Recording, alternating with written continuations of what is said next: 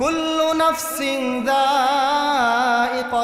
মাউত, প্রত্যেকটা জীবকে মৃত্যু স্বাদ গ্রহণ করতে হবে। এমন কোনো জীব নাই যে মৃত্যু স্বাদ গ্রহণ করবে না। এই রঙিন পৃথিবী ছেড়ে সবাইকে একদিন যেতে হবে। ওই কবর নামক স্থানে সবাইকে শুইতে হবে। এই কবরটা কারো জন্য জান্নাতের বাগান সমূহের মধ্যে একটা বাগান হয়ে যাবে, আবার কারো জন্য জাহান্নামের গর্তগুলোর মধ্যে একটা গর্ত হয়ে যাবে। বিশ্বনবী সাল্লাল্লাহু আলাইহি ওয়াসাল্লাম জানায়া দেয়, আল কবরু রাউযাতুম মিন রিয়াজিল জান্নাহ আও হুফরাতুম মিন হুফারিন নার। মদিনাওয়ালা নবী জানায় দেয়, এই কবরটা কারো জন্য জান্নাতের বাগান সমূহের মধ্যে একটা বাগান হবে, আর কারো জন্য জাহান্নামের গর্তগুলোর মধ্যে একটা গর্ত হয়ে যাবে। যে ব্যক্তি দুনিয়াতে আসার পর দুনিয়াতে নেক আমল করবে না, দুনিয়াতে নামাজ আদায় করবে না, মসজিদে আজান হয়ে যায় অথচ নামাজের কোনো খবর নাই, যে ব্যক্তি দুনিয়াতে এসে সমস্ত নেক আমলগুলো করতে পারবে, আল্লাহ তাআলার হুকুম আহকামগুলো পূর্ণাঙ্গ আদায় করতে পারবে, আল্লাহ তাআলার হুকুম আহকাম মানবে, সাথে সাথে নবীর তরিকাকে ফলো করবে, আল্লাহ রাসূল জানায় দেয় তার কবরটা হবে রাউযাতুম মিন রিয়াজিল জান্নাহ। বলেন না সুবহানাল্লাহ। মদিনাওয়ালা নবী জানায় দেয়, যদি দুনিয়াতে নেক আমল করে যেতে পারে, যদি দুনিয়াতে ভালো ভালো কাজগুলো করে যেতে পারে, তাহলে কবর তার জন্য জান্নাতের বাগান সমূহের মধ্যে একটা বাগান হয়ে যাবে। আর যদি দুনিয়াতে সমস্ত অপকর্মের সঙ্গে জড়িত হয়, দুনিয়াতে সুদের সঙ্গে জড়িত হয়, দুনিয়াতে ঘুষের সঙ্গে জড়িত হয়, দুনিয়াতে নামাজ কাজা করে, যত ধরনের অপরাধ আছে অপরাধেরগুলোর সঙ্গে শামিল থাকে, এই অবস্থায় যদি সে কবর নামক গৃহে যায়, মদিনার নবী জানায় দেয় তার কবরটা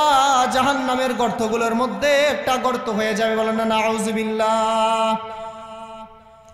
কবর প্রত্যেক দিন ডাকতে থাকে, ও দুনিয়ার মানুষেরা শোনো, আমি কিন্তু কবর জায়গা ভালো নয়, আমি কিন্তু সব বিচ্ছুর জায়গা, আমি কিন্তু পোকামাকড়ের জায়গা, আমি কিন্তু কবর ভালো জায়গা নয়। সুতরাং যদি তুমি নেক আমল করে আমার কাছে আসতে পারো, আমি কবর তোমার জন্য ভালো আচরণ করব। যখন কোনো মুমিন বান্দা নেক আমল করার পরে কবরে চলে যায়, আল্লাহ তাআলা কবরকে ডাক দিয়ে বলে, ও কবর, আমার মহব্বতী বান্দা চলে আসছে। আল্লাহ তাআলা ফেরেশতাদেরকে ডাক দিয়ে দেয়, ফেরেশতারা শোনো, এই বান্দা দুনিয়াতে নেক আমল করছে, আমাকে রাজি খুশি করে কবরে চলে আসছে, সুতরাং আমার এই বান্দাকে জান্নাতের পোশাক পরিধান করাইয়া দাও, জান্নাতের সঙ্গে একটা সুসম্পর্ক তৈরি করে দাও, তার কবরের মধ্যে জান্নাতের মেহমানদারি করাও। আর যেই ব্যক্তিটা বদআমল করার পর ওই কবরে যাবে, আল্লাহ তাআলা ফেরেশতাদেরকে ডাক দিয়ে বলেন, ও ফেরেশতারা শোনো,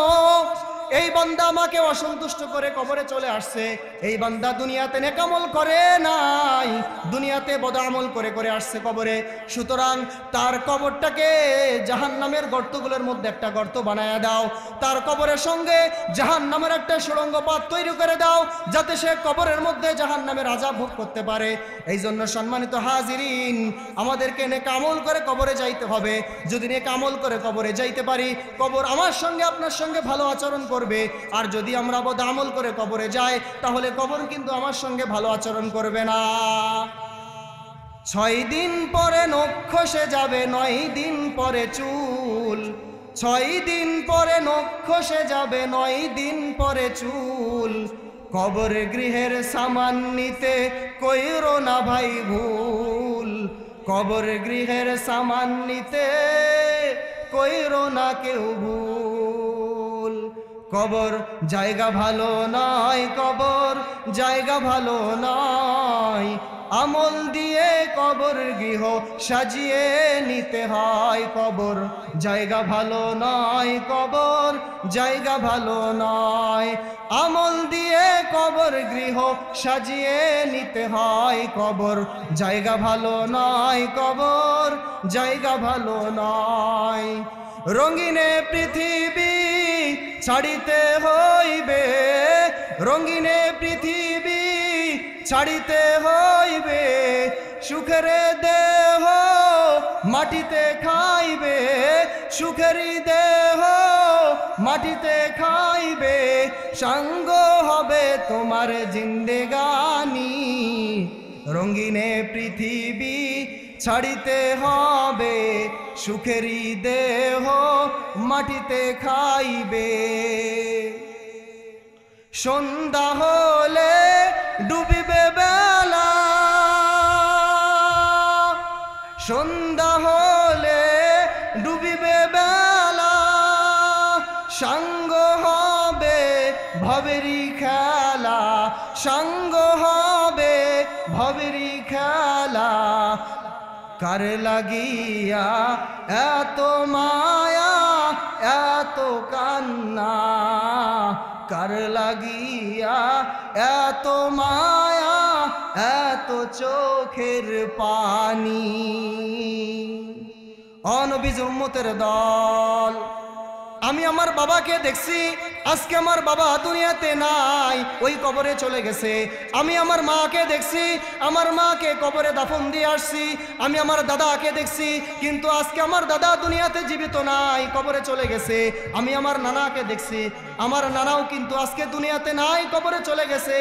সুতরাং তোমাকে আমাকেও কবরে যাইতে হবে এই জন্য কবরে যাওয়ার আগে মুসলমান নিজের আমলনামা ঠিক করে নাও নিজের আমলনামাগুলো ঠিক করে কবরে যাও যদি কবরে যাও কবরে তোমার সঙ্গে ভালো আচরণ করবে কারণ কবরের মধ্যে জানালাও নাই কবরের মধ্যে দরজাও নাই সুন্দর একটা বেড থাকবে সেটাও নাই কবর কিন্তু অন্ধকার কবর কিন্তু সাপ বিচ্ছুর জায়গা কবর কিন্তু পোকামাকড়ের জায়গা দুনিয়াতে একটা মশার কামড় সহ্য করতে তুমি পারো না দুনিয়াতে একটা বেতের বাড়ি সহ্য করতে পারো না যদি নেক আমল করে না করে কবরে যাও তাহলে সেখানে তুমি পোকামাকড় সাপ বিচ্ছুর কামড় কেমনে সহ্য করবা এই জন্য সম্মানিত হাজিরিন আল্লাহ রাসূল যেহেতু জানায় দিয়েছে আল কবরু রাউযাতুম মিন রিয়াজিল জান্নাহ আও হুফরাতুম মিন হুফারিন নার সুতরাং কবরে যদি ভালো থাকতে চাই পরকালে যদি সফলতা পেতে চাই পরকালে যদি জান্নাত পেতে চাই তাহলে আমাকে দুনিয়াতে নেক আমল করে কবরে যেতে হবে দুনিয়াতে নেক আমল করে যদি না যেতে পারি তাহলে কিন্তু কবর আমার সঙ্গে ভালো আচরণ করবে না সুতরাং আল্লাহ তাআলা কাছে আমরা আল্লাহ তাআলা হুকুম আহকামগুলো সঠিকভাবে মেনে চলবো আল্লাহ রাসূলের তরিকাগুলো মেনে চলবো আল্লাহ তাআলা আপনাকে আমাকে সকলকেই এই কথাগুলোর উপর আমল করার তৌফিক দান করেন ওয়া আখিরু দাওয়ানা আলহামদুলিল্লাহি রাব্বিল আলামিন সকলের কাছে দোয়া নিয়ে শেষ করছি আসসালামু আলাইকুম ওয়া রাহমাতুল্লাহ।